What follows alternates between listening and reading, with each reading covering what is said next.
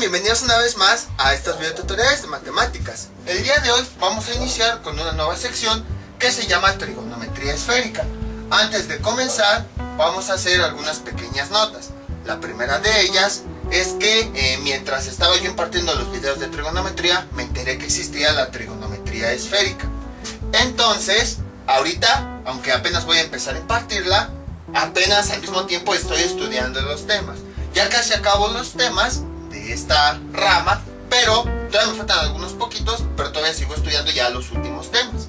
Entonces, como yo no sabía que existía, por esa razón les había dicho que trigonometría iban a ser de 70 a 100 videos. Obviamente pues ya después le metí otros temas y lo amplié un poquito más.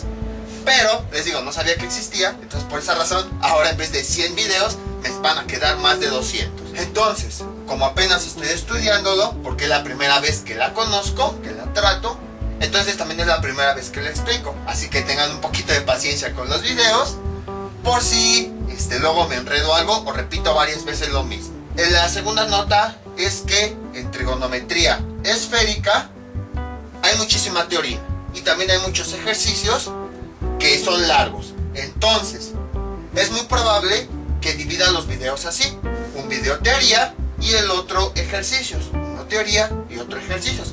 Incluso todavía estoy pensando si hay algunos ejercicios que nada más los voy a poner en un video, o voy a hacer dos videos para un ejercicio. No sé, ya depende de cómo se vaya desarrollando el tema. Entonces son las pequeñas aclaraciones que quería comentarles antes de comenzar. Y bueno, ¿qué es la trigonometría esférica? Todavía no podemos definirla tal cual, necesitamos unos elementos previos. Entonces nos vamos a quedar ahí. Y esos elementos previos son los ángulos en 3 dimensiones. Y es con lo que nosotros vamos a comenzar. En geometría ya hemos visto el concepto de dimensión, que se refiere a cada una de las medidas que se pueden obtener de los elementos geométricos. El primero de ellos es el punto. Este punto decimos que es adimensional. ¿Por qué? Porque no lo podemos medir. Vamos a suponer el caso hipotético, porque luego dicen, es que hay un punto muy grande. Bueno, imagínense que está así muy lejos y que es un punto lo más pequeño posible. Ese es el elemento mínimo. Incluso vean, traté de ahí poner una recta que signifique medición y no se puede medir. Entonces un punto así muy pequeño, lo más pequeño hipotéticamente hablando.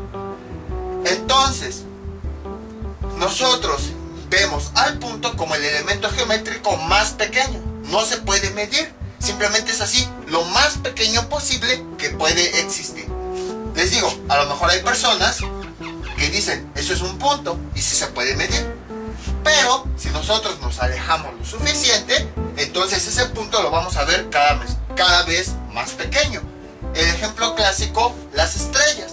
Cuando nosotros las vemos nada más un puntito, pero conforme nos vamos acercando, pues ya vemos que es un tamaño gigantesco. Y si nos vamos a la definición más pequeña, un punto es un elemento tan pequeño que no se puede medir. Incluso hay algunos que dicen que no tiene forma. Nosotros lo representamos así como un círculo muy pequeñito, pero en realidad, ya yendo de forma más abstracta, incluso dicen que no tiene forma, porque es tan pequeño que no se sabe qué forma tiene. Da la impresión de que es un pequeño círculo, pero es porque está tan pequeño que precisamente no alcanzamos a ver la forma. Si nos acercamos, quizá tenga otra forma. Entonces, el primer elemento es el punto, y decimos que es adimensional. El siguiente elemento de forma básica es la recta. Y entonces, este elemento ahora sí es el que tiene una dimensión. Primer dimensión. Decimos que es de una dimensión porque podemos obtener una medida de él. Por ejemplo, yo coloco una regla y ahora sí, a diferencia del punto, a este elemento sí le puedo establecer una medida: 10 centímetros, 15 centímetros, 50 centímetros. Luego tenemos dos dimensiones. El elemento geométrico que representa dos dimensiones es el plano. Este se obtiene cuando juntamos dos líneas. Así la definición más básica: cuando juntamos dos líneas. Obviamente ya después lo encerramos, lo completamos. Pero de aquí podemos obtener básicamente dos medidas: lo que es su base y lo que es su altura. Entonces, por esa razón es que se dice que nada más con unir dos líneas ya podemos obtener una figura de dos dimensiones. A esta figura se le conoce como plano. Obviamente en cada caso ya hay variaciones. Por ejemplo, tenemos una línea a lo mejor aquí curva, zigzag, pero al final de cuentas nada más podemos obtener una sola medida. O en el caso del plano podemos obtener a lo mejor un cuadrado, un triángulo, un círculo, pero al final de cuentas podemos obtener únicamente dos medidas. El nombre de la dimensión se refiere al número de medidas básicas que podemos obtener. Otra razón por la cual se dice que el plano se forma a partir de dos rectas es por la siguiente. Imagínense, voy a volver a poner el plano, ahí está. Voy a acercar tantito la cámara. Van a ver lo que va a ocurrir. Ahí está. Entonces vean, tenemos el punto y a partir de ahí se unen dos rectas.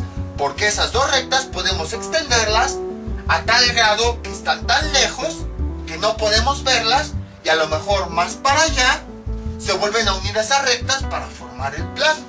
Esas otras de las razones por las que dicen que un plano se puede obtener a partir de la unión de dos rectas. Y es verdad, por eso fue que acerqué la cámara. Porque vean, aquí tenemos, ustedes nada más ven este vértice con estas dos rectas. Pero no ven que más afuera se está uniendo. Para eso pues yo me tengo que alejar. Entonces alejamos la cámara y efectivamente, ahí está. Aunque nada más teníamos dos rectas, no se alcanzaba a ver que más allá se estaban uniendo. Entonces, cuando tenemos dos rectas, ya decimos que formamos un plano, porque se considera que si extendemos esas rectas hasta el infinito, hasta el otro extremo del universo, ahí se van a unir para formar ese plano. Ahora bien, toda la trigonometría que nosotros habíamos visto, pues nada más la manejábamos así, trigonometría. Pero en realidad era trigonometría plana. ¿Por qué? Porque nosotros estábamos estudiando triángulos que eran planos o que eran de dos dimensiones. Tenía su base y su altura. No importa la forma del triángulo, era de dos dimensiones porque lo podíamos representar mediante un plano. Por ejemplo, aquí represento el plano y adentro pongo ese triángulo. Ahí está. Entonces, ahí tenemos las dos dimensiones. Ahora, otro elemento que casi no se estudian más los de dos dimensiones, es un elemento de tres dimensiones. Voy a hacer una representación gráfica de ese dibujo. Entonces, ya para representar la tercera dimensión, se requieren ya de varios elementos, porque no podemos dibujar en un pizarrón. Al final de cuentas es un elemento de dos dimensiones, un cuaderno o lo que sea, porque tiene su base y tiene su altura.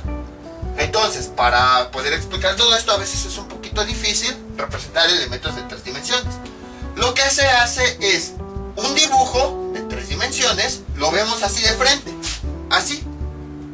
Y entonces, como lo veamos de frente, es como lo plasmamos en dos dimensiones. Para eso ya utilizamos algunos otros elementos, como por ejemplo los colores, la luz, los ángulos, el tipo de líneas, etc. Precisamente para poder representarlo. Ahora, se le llama de tres dimensiones porque se pueden obtener tres medidas relacionadas a su tamaño: la base, la altura y una nueva que es la profundidad. Entonces, ya con una figura de tres dimensiones es más fácil visualizarlo. Ahí está. Vean. Esta sería, si lo pongo así, visto desde abajo, esta sería la base, esta sería la altura y esta sería la profundidad. Entonces, ahí está la tercera dimensión. Y después hay otras dimensiones, como la cuarta, que es el tiempo, la quinta, que ya tiene que ver con pasado, futuro y todo eso. Pero no nos vamos a meter en eso. Ahorita no lo vamos a ocupar. Lo que nos interesan son los ángulos en tres dimensiones. Ahora, así como vimos, como comentamos hace un momento, elementos de tres dimensiones, buscamos la manera de representarlos en dos dimensiones, como este elemento, que sabemos que es un cubo, pero buscamos cómo representarlo para dibujarlo en dos dimensiones. Entonces, algo similar ocurre con los ángulos en 3 dimensiones. Ahorita vamos a ver todo eso. Voy a enfocarme primero con el plano. Nosotros ya habíamos comentado que cuando unimos dos líneas se forma un plano. Entonces, ¿qué pasa si yo uno dos líneas así? Es un plano también. O sea, con que dos líneas diferentes se crucen, ya con eso estamos formando un plano. Si tapamos esto, vean, imagínense que de aquí lo extiendo aquí y ahí ya tengo un plano. A partir de aquí surge el concepto de ángulo. Voy a tomar como referencia nada más estas dos líneas y quiero medir si están muy abiertas o están muy cerradas. Entonces, un ángulo es una representación de qué tan abiertas o qué tan cerradas están esas líneas. ¿Y cuáles son los elementos de un ángulo? El punto en donde se juntan esas dos líneas se le llama vértice. La abertura que hay, pues, es precisamente el ángulo. Y las dos líneas que lo forman, cada uno es un lado. Entonces, eso lo podemos observar a partir del plano. Cada una de las líneas que forman al plano es un lado.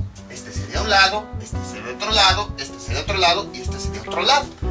Entonces, eso quiere decir que si nosotros con dos líneas podemos hacer un plano, pues cada una de esas líneas va a formar un lado. Y entonces, obviamente, pues tenemos 4 ángulos. Aquí nada más estoy tomando como referencia uno para identificar todos los elementos. Pero en realidad, cuando se unen esas dos líneas, al punto, cuando se unen, ahí donde se unen se forma un punto y se le conoce como vértice. Y ya después tenemos otros ángulos, 2, 3 y 4. Ahora, como acabamos de observar, un plano se forma cuando se unen dos líneas. Y este ángulo también se está formando cuando se unen dos líneas. Entonces, por esa razón, a este ángulo con los que hemos estado trabajando siempre se le conoce como ángulo plano, por dos razones. Primera, porque se representa en una superficie plana. Y en segunda, porque se forma a partir de la unión de dos líneas. Que justo como habíamos visto, con que formemos dos líneas, ya se forma un plano, que es un elemento de 2 dimensiones. Entonces, hasta ahí no hay ningún problema. Ahora vamos a pasarnos un poquito a las 3 dimensiones.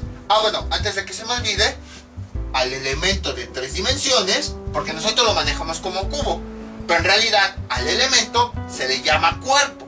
Ya puede que sea un cuerpo sólido, un cuerpo redondo, pero en general al elemento de 3 dimensiones se le llama cuerpo. Lo podemos ver con nosotros, es un cuerpo humano. Tenemos nuestra base, nuestra altura, y además, si me pongo de perfil, tenemos nuestra profundidad. Ya vimos que podemos empezar a juntar elementos de distintas dimensiones. Por ejemplo, aquí juntamos dos rectas. Juntamos un elemento de dimensión 1 con otro elemento de dimensión 1. Podemos juntar, por ejemplo, un plano con una recta, un plano con un cuerpo con una recta. O sea, ya podemos hacer mezclas de todo. La primera unión de elementos que vamos a hacer se trata de un plano y una recta. Entonces, vean, aquí tenemos nuestro plano y aquí está nuestra recta. Entonces, hagan de cuenta que tenemos un plano aquí en el pizarrón. Voy a tomar, lo saco. También tenemos una recta dibujada, la saco del pizarrón y los junto. Ahí está, vean, es lo que está representando esta imagen. Que esta imagen representa el plano y esta línea representa el palillo que la atraviesa. Entonces, mediante la manipulación de las diagonales y todo eso, estamos representando este plano. Un elemento de 3 dimensiones lo estamos plasmando en un pizarrón de 2 dimensiones. Sería por aquí así. Es lo que estamos tratando de representar. Esta diagonal es una forma de representar la profundidad de los objetos. Aquí está. Entonces, observen cómo aquí está el palillo con todos sus elementos. Aquí está el palillo con todos sus elementos.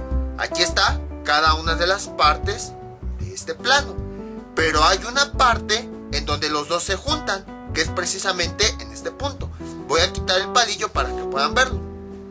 Vean, en este pequeño punto es donde se juntan tanto el palillo como el plano. Aquí, en este punto, es el único lugar en donde los dos se juntan. Es el único lugar que ambos comparten. A ese punto, que luego se marca aquí, se le conoce como pie de recta. Y es el punto que tienen en común tanto el palillo como el plano. O ya visto matemáticamente la recta y el plano. Por ejemplo, aquí esta recta, pues aquí tiene un punto que es propio de ella. Aquí tiene un punto que es propio de ella. Aquí tiene un punto, ahora el plano, que es propio del plano. Aquí tiene un punto que es propio del plano. Pero este punto lo comparten tanto la recta como el plano. A ese punto se le llama punto de intersección y se le denomina pie de recta. Entonces, este punto que vemos aquí es el único punto en donde se unen tanto la recta como el plano.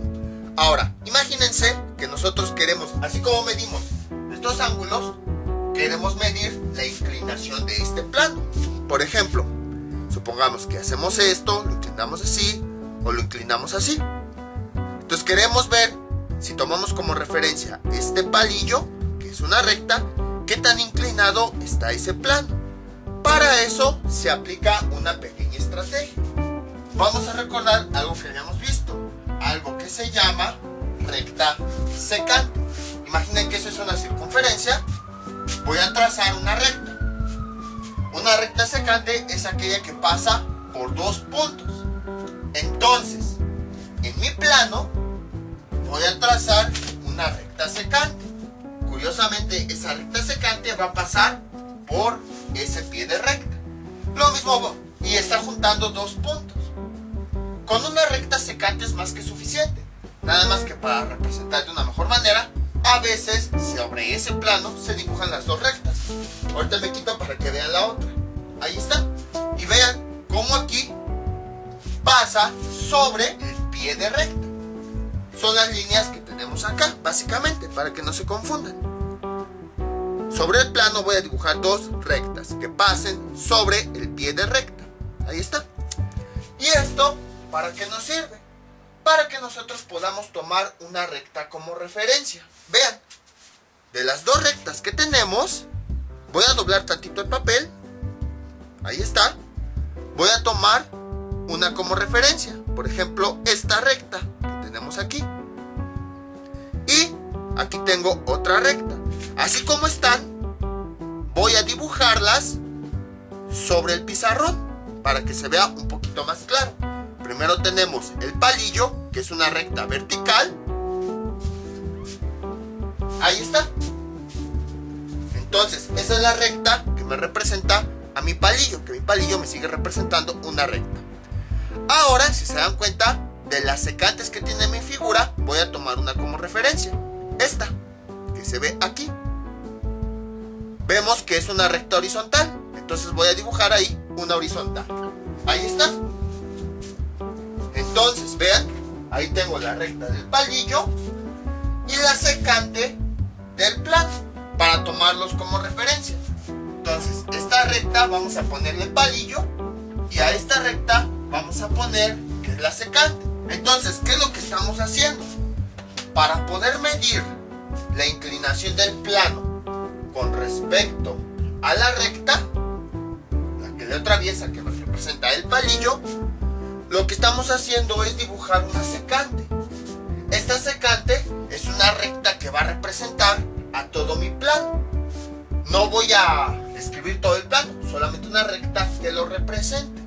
Supongamos en una escuela está un grupo y hay un alumno que representa a todo el grupo, que es el jefe de grupo.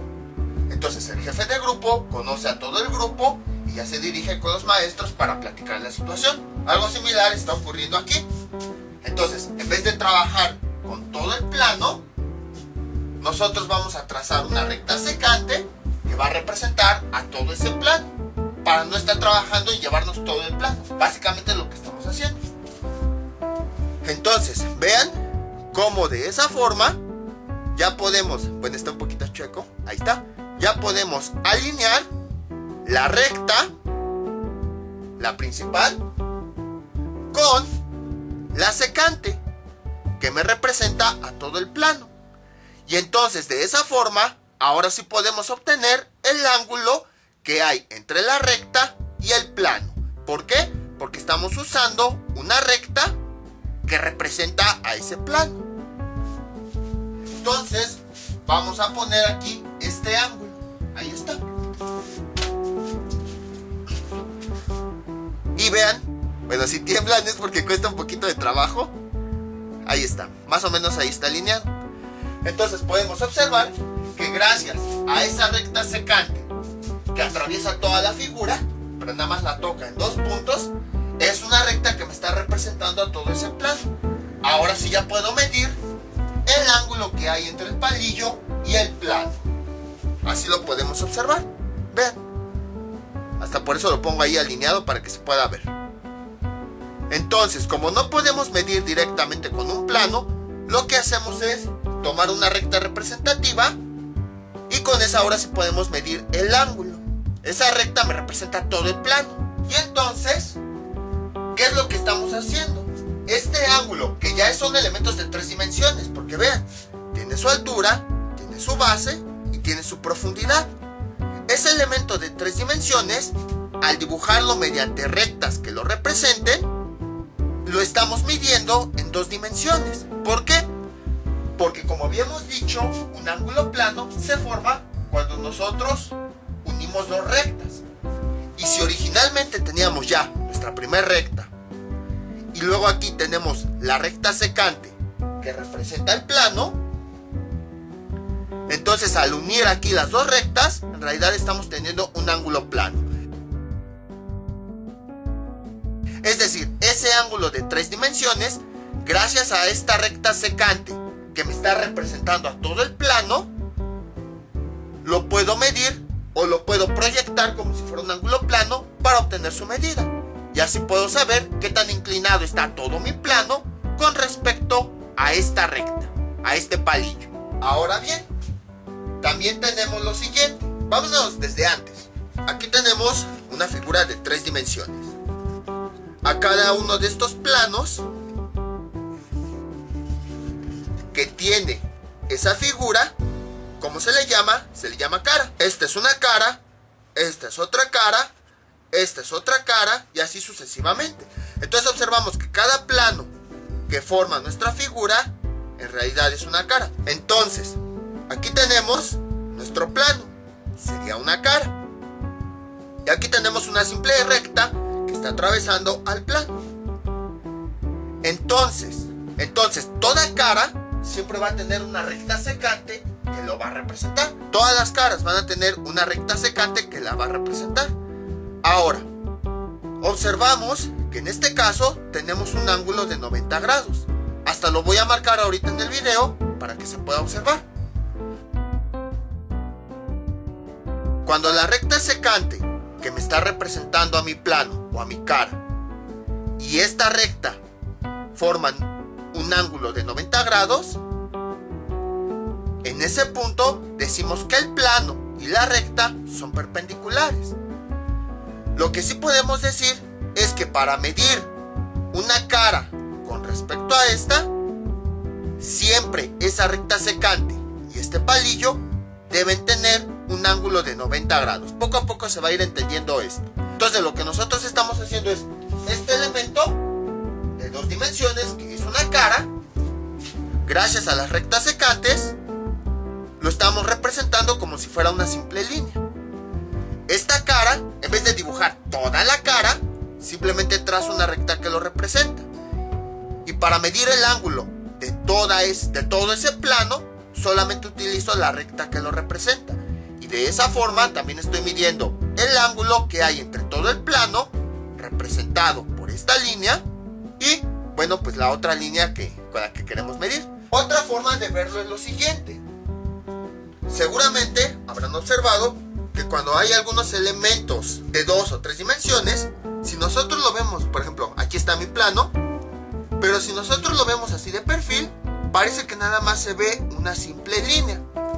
Entonces, Muchas veces lo que ocurre es que esta recta secante, en vez de ponerla en el centro, la ponen, hagan de cuenta, la acercan al borde de la figura. Y entonces de esa forma es como si estuviéramos comparando nada más el borde de la figura con esta recta. Ahí está. Y vean cómo de la misma forma quedan alineados. Entonces vean cómo al medir el borde de ese plano, si nosotros lo vemos de perfil, lo vemos como si fuera una línea, y luego tomamos como referencia el palillo, ahí tenemos otra línea. Entonces formamos, esta es una línea, esta es otra línea, y ahí podemos medir el ángulo de 90 grados. Entonces, algo similar va a ocurrir más adelante con todas las caras que nosotros tengamos. Bueno, en este caso se trazó la recta secante en forma de cruz para que se pudiera observar, en forma de tache. Pero se podría trazar la recta secante así, por ejemplo aquí, más o menos así, no hay ningún problema. También se podría trazar, que bueno, creo que era un poquito más arriba. Entonces, lo importante es que haya una recta que represente al plano para poder medir los ángulos. Algo así, vean. Dejen doblo tantito aquí para que lo puedan observar. Ahí está. Vean. Ahí tenemos, tracé ahora una recta que ahora va de este punto a este, pero ahora en vez de trazar la diagonal, la tracé horizontal. También es correcta. Y entonces, ahí tenemos la recta que representa. Y vean cómo podemos medir el ángulo. Déjenlo alineo tantito, ahí está. Cómo podemos medir el ángulo entre esa recta y el plano.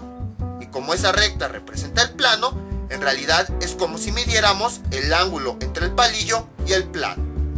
Entonces, imagínense que esta recta, en vez de dibujarla en el centro, la dibujo en la orilla. Hagan de cuenta que la recorro hacia la orilla. Entonces, ¿cómo quedaría? Así, vean, quedaría así. Entonces, esta recta la recorrí aquí a la orilla. Y pues cuando nosotros vemos de perfil la figura, es como si viéramos esa misma recta secante que pusimos como referencia, pero recorrida hasta la orilla. Déjenlo. Ahí está. Ahí más o menos se ve.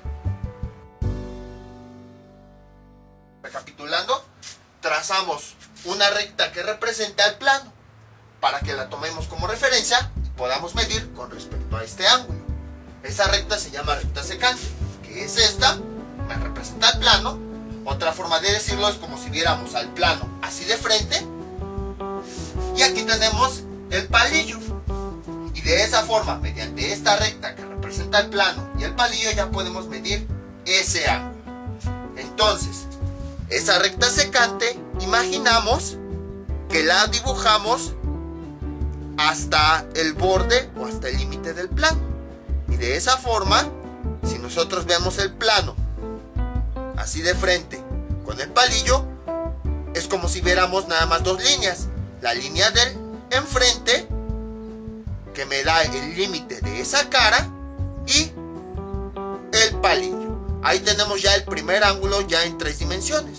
Esto va a ser importante, va a ser la base para el resto de los ángulos. Como esta recta y el palillo forman un ángulo de 90 grados, y sabemos que esta recta me representa el resto del plano, entonces decimos que el plano y el palillo, que me representa una línea, son perpendiculares, porque el ángulo entre ambos es de 90 grados.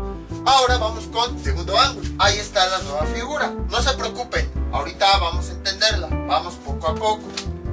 Ahora vamos a unir dos planos, a ver qué es lo que pasa. O bueno, dos caras. Aquí están, vean. Tenemos aquí dos caras. Esta es una y esta es dos.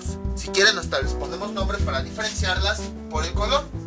Vamos a llamarle a una 1 y a la otra 2. Ahí está. Vean. Ahora vamos a ver algunas pequeñas similitudes con respecto a este ángulo. ¿Qué ocurría aquí? Teníamos dos líneas y se juntaban tiene un punto en común. Aquí llamamos vértice.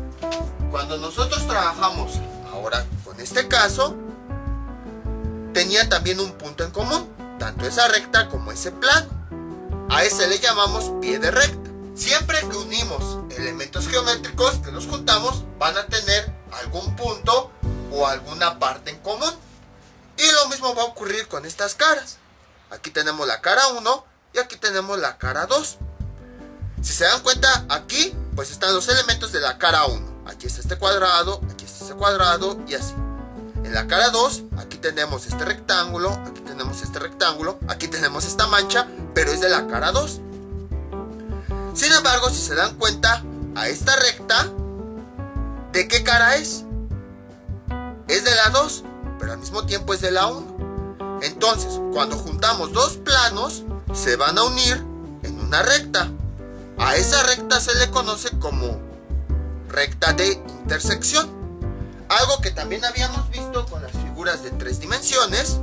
Por ejemplo, aquí se puede ver de una mejor manera. Aquí tenemos una cara y aquí tenemos otra cara. Y aquí es donde ambas se unen. Y es la intersección porque esta recta la comparten ambas caras. Son como que los puntos que son compartidos por ambas. Por eso les decía, por ejemplo, esta mancha es de esta cara. Esta mancha es de esta cara. Pero esta línea es de las dos. Ambas caras lo comparten. Como nosotros habíamos visto, la unión de dos caras se le conoce como arista. Entonces, a esta recta de intersección, que es la recta en común que tienen esas dos caras, también se le conoce como arista. Y la voy a representar aquí. Observen. Ahorita no le hagan caso a esto. Esta, que voy a marcar de rojo, sería una cara. Y la que tenemos atrás sería la otra cara. Hasta la voy a remarcar para que sobresalga de lo demás. Generalmente estas líneas punteadas las usamos para representar elementos que están por detrás pero que no se ven. Entonces aquí azul, esta azul es la segunda cara. Ahí está. Entonces, les digo, ahorita ignoren esto, nada más entrense en estos dos rectángulos. Si yo lo pongo así, ahí está. Aquí sería esta cara que tenemos aquí, sería la roja que se ve aquí completa. Incluso sigan mi dedo, vean cómo la forma es similar, este lado con este lado. Ahí está. Y la cara de atrás, vean cómo nada más se ve un pequeño, bueno, déjenlo acomodo, ahí está. Vean cómo nada más se ve un pequeño fragmento, que es lo que se ve aquí. Entonces, si no tuviera las líneas punteadas, se vería así. Justo como lo tenemos aquí. Vean, un pedacito de aquí arriba y luego abajo. Un pedacito de aquí arriba y luego abajo. Por eso lo alineo para que lo puedan ver. Entonces, esas líneas punteadas se ponen precisamente para indicar que la cara de atrás sigue por detrás de esta. Entonces, nada más para que puedan observarlo bien. Ahí está. Entonces, aquí mismo vemos que ahí está la recta donde las dos caras se unen. Aquí tenemos una y aquí tenemos otra. Entonces, esta es la recta de intersección o arista. Entonces, vean, lo vuelvo a poner para que lo puedan observar. Esta recta que tenemos aquí, pues es esta misma. Es donde se junta la cara roja con la cara azul. Y ahora, si se dan cuenta, voy a ponerlo de frente. Tenemos dos caras que se abren y se cierran. Entonces queremos medir el ángulo para ver qué tan cerradas están o qué tan abiertas. El ejemplo más claro que les pongo es el de una puerta y una pared. Por ejemplo, esta sería la pared y esta cara me representaría la puerta. O un libro también, para ver, bueno, qué tan cerrado o qué tan abierto está. Ahí está. Lo que queremos medir es la separación que hay entre estas dos caras, para ver si están muy cerradas o muy abiertas, como si fuera un libro o como si fuera una puerta, para ver qué tan cerrada o qué tan abierta está. Entonces, ya vimos que con elementos de 2 dimensiones o de 3 dimensiones ya es un poquito más complicado medir ese tipo de ángulos. Voy a ponerlo de perfil para que se pueda ver mejor cómo ese arco me representa la separación entre esas dos caras. Entonces, a esa separación que nosotros queremos medir que hay entre esas dos caras, se le conoce como ángulo diedro. Que si tomamos nuestras caras, esta sería una cara, esta sería otra cara, queremos medir qué tan separadas están. Ahí están. Justo como habíamos indicado hace un momento aquí, con este arco. Así, vean. Ahí está.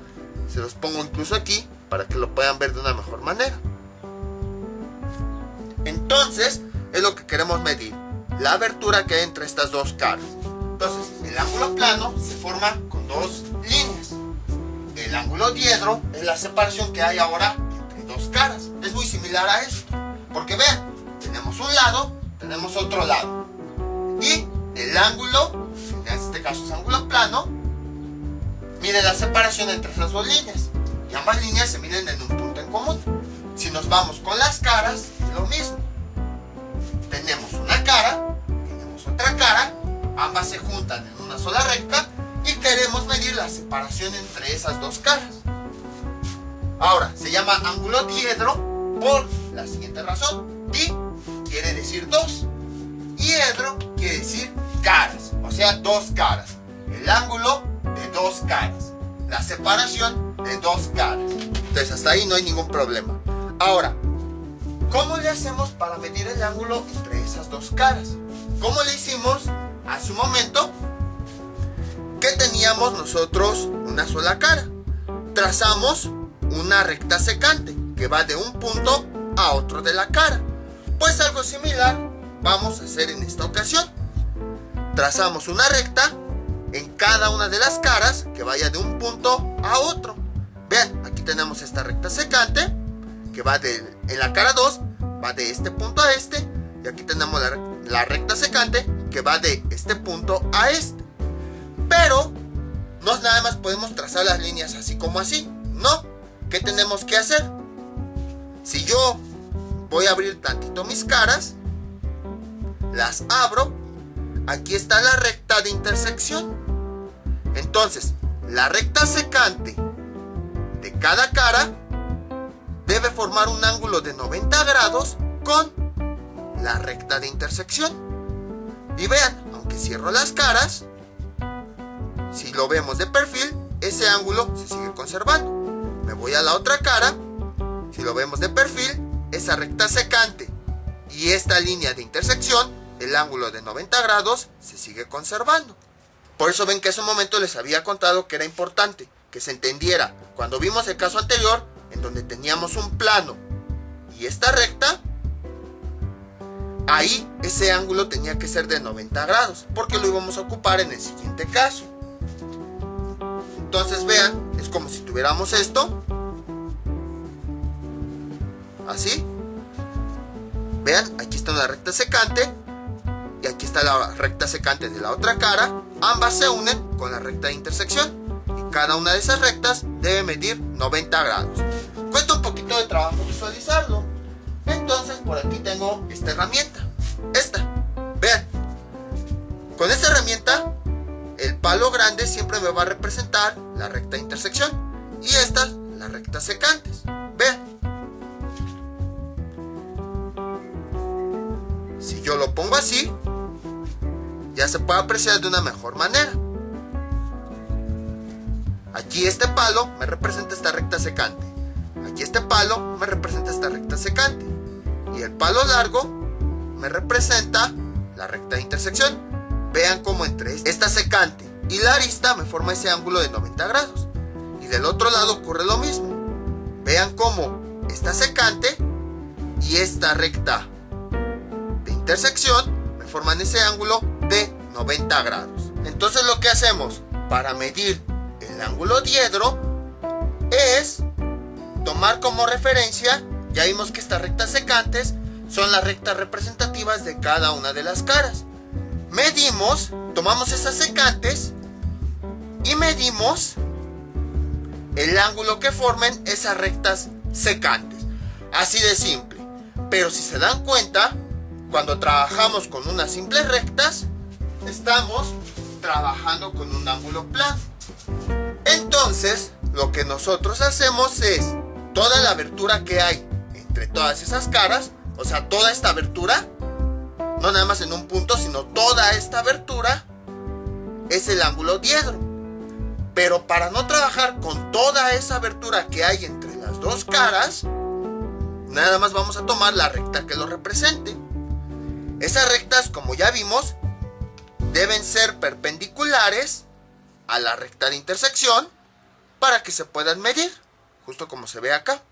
Entonces, el ángulo plano que se forma nada más de esas secantes es una representación de todo el ángulo diedro. Entonces, nada más con medir el ángulo que hay entre esas dos rectas secantes va a ser más que suficiente para saber la medida de ese ángulo diedro. Ahora, entonces, como pueden observar, aquí este palillo me representa la recta de intersección, y estos palillos más pequeños, bueno, déjenlo subo, me representan cada una de las rectas secantes. Entonces voy a voltearlo y yo mido el ángulo que hay entre estas dos rectas. Déjenlo, voy a marcar para que lo puedan ver en el video. Ahí está. Entonces, básicamente, ¿qué es lo que tenemos que hacer? Trazamos esas rectas secantes, una en cada cara, que deben ser perpendiculares a esa recta de intersección. Y entonces, para obtener el ángulo diedro, vamos a utilizar estas rectas como referencia y vamos a medir el ángulo que hay entre esas rectas secantes. Ahora, como que cuesta un poquito de trabajo, aquí pues ven, estoy usando esto, pongo mi recta de intersección, luego pongo mis dos rectas secantes que están representadas con los palillos, los saco y ahora sí, mido el ángulo entre estas dos rectas, que son las rectas secantes de cada una de las caras. Vean, entonces mido este ángulo. Como que cuesta un poquito de trabajo, ¿no? Entonces vamos a aplicar lo mismo que habíamos dicho hace un momento. Imagínense que estas rectas secantes las paso al borde de una cara. Entonces aquí tenemos esta recta secante. ¿Qué fue lo que hicimos? La movimos hacia el borde. Lo mismo aquí. Tenemos esta recta secante. ¿Qué fue lo que hicimos? La movimos hacia el borde. Y vean, aquí están las rectas secantes representadas por los bordes. Entonces, si yo acomodo mi figura de tal forma que estos bordes nada más parezcan unas líneas, así, ahí ya podría obtener directamente el ángulo. Incluso voy a dibujarlo. Vean, voy a dibujar esto. Ahí está. Y voy a dibujar la otra línea. Ahí está. Y entonces ya podemos medir el ángulo de forma sencilla. Dejen, ahorita lo comparo para que vean. Aquí tenemos nuestras dos caras. ¿Qué tan cerradas o qué tan abiertas están? Entonces, para medirlo, vamos a trazar dos rectas representativas, que son las secantes. Vamos a trazar una secante en cada cara. La característica de esas secantes es que, como vemos en la imagen, deben ser perpendiculares a la recta de intersección. Es decir, entre esa secante y esa recta de intersección debe haber un ángulo de 90 grados con cada una de las caras. Y de esa forma, si medimos el ángulo que hay entre la recta 1 y la recta 2, vamos a obtener el ángulo diedro. Entonces, esas secantes, para que sea más fácil visualizarlas, en vez de dibujarlas en el centro, vamos a dibujarlos en la orilla de cada una de las caras. En el bordo, en el borde, en el contorno, en el límite, como ustedes quieran verlo. Y así, si lo volteo, si volteo mi figura, aquí están las mismas caras, la volteo de tal forma que si lo veo de frente, esas caras parece que nada más estoy, como estoy viendo su borde, nada más parece que estoy viendo una línea. Y entonces vean, si lo acomodo, de aquí abajo para vean cómo efectivamente lo puedo representar. A ver, espérenme. Esta línea, compárenla con el ángulo de atrás. Y esta línea de aquí abajo, compárenla con el ángulo de ahí. Vean, acabo de encontrar una forma de representarlo. Esta línea sería esa línea de ahí. Y esta línea de acá atrás, de acá abajo, perdón, sería la línea de aquí abajo. Vean cómo estoy jugando con las perspectivas para representar este ángulo y el que tenemos allá atrás. Entonces, dicho de otra forma, para medir el ángulo diedro que hay entre dos caras, basta con que tomemos el ángulo plano que se forma de los contornos de esas mismas caras. Y ya con eso podemos obtener la medida.